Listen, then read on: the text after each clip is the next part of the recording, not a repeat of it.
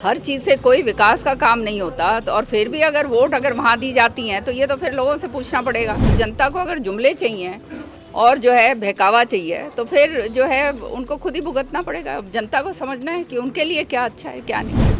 देखो, गुटबाजी कहीं भी हो वो उसका नुकसान तो होता ही है और ये तो मेरे ख्याल में जो अपने आप को बहुत बड़ा बना के जो समझते हैं और चलते हैं उनको इस बात का समझना चाहिए कि जो है अगर राज्यों के चुनाव हुए थे कहीं ना कहीं कांग्रेस को बुरी तरह से हार का सामना करना पड़ा, तो क्या मानते किस वजह से हार हुई, किस प्रकार का चिंतन मंथन किया जा रहा है? उसके ऊपर समीक्षा करी जाएगी अच्छी तरह से कि क्या कारण हैं। और आप सब जानते ही हैं आजकल हालात हो क्या रहे हैं, सारे के सारे वो सारा का सारा जो है समीक्षा करी जाएगी। लेकिन सच्चाई ये है कि आज सारा देश जानता है कि हर चीज़ के अंदर जो है पूरे देश के अंदर सत्यानाश हो रहा है। बेरोज़गारी का इतना ज़बरदस्त आलम है, हमारे बच्चे पलायन करके विदेशों के अंदर जाके बैठ रहे हैं, यहाँ पे नौकरियाँ नहीं मिल रही हैं, पानी यहाँ पे नहीं मिलता, रोज़गार आपको नहीं मिलता, कर्मचारी जो हैं वो दुखी हैं, हर चीज़ से कोई विकास का काम नहीं होता तो और फिर भी अगर वोट वहाँ दी जाती हैं तो ये तो फिर लोगों से पूछना पड़ेगा या फिर कहीं ना कहीं ज़रूर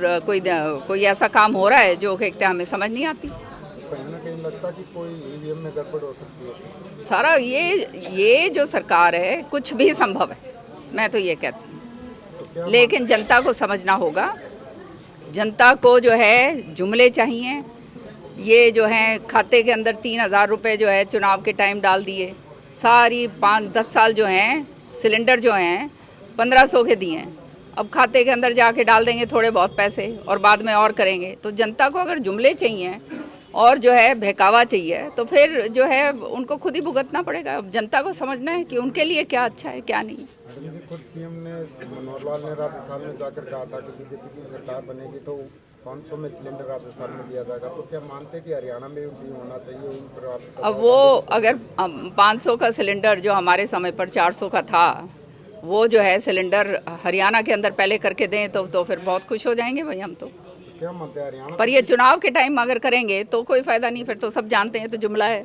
चुनाव के टाइम तो बोलना जो भी बातें हैं वो सारी जुमला है। आज जो हालात हो रहे हैं, फैमिली आईडी हो, प्रॉपर्टी आईडी हो, सारा के सारे बिजली के बिल हों, पानी के बिल हों, जो है किसानों का मुआवजा नहीं जो है, जो उनकी उपज का जो है बुरा हाल हो गया है, इतनी महंगाई ऊपर कर दी है, जीएसटी का मामला हो, हमारा जो व्यापारी भाई है उसका मामला हो, हर वर्ग जो है, कौन सा वर्ग ऐसा है जो त्रस्त नहीं है? तो जो रिजल्ट आया इसका लोकसभा और हरियाणा की राजनीति पर कितना असर? मैं समझती हूँ ये जो हरियाणा के लोग जो हैं बहुत समझदार लोग हैं और वो समझ गए हैं कि 10 साल तो इनको राज दे दिया है। अब 10 साल के बाद अगर दोबारा से अगर इनको मौका दिया तो फिर बिल्कुल ही अपने मेरे ख्याल में फिर तो ज़मीन के ऊपर लेटने के लिए तैयार हो जाना। वो मेरे ख्याल में हरियाणा की जनता बहुत समझदार है और वो नहीं होने देगी। आज शिक्षा मंत्री कंवरपाल गुर्जर ने कहा कि जो कांग्रेस अपना संगठन नहीं संभाल सकती उसको सरकार संभालने का मौका किसी और दे जनता है।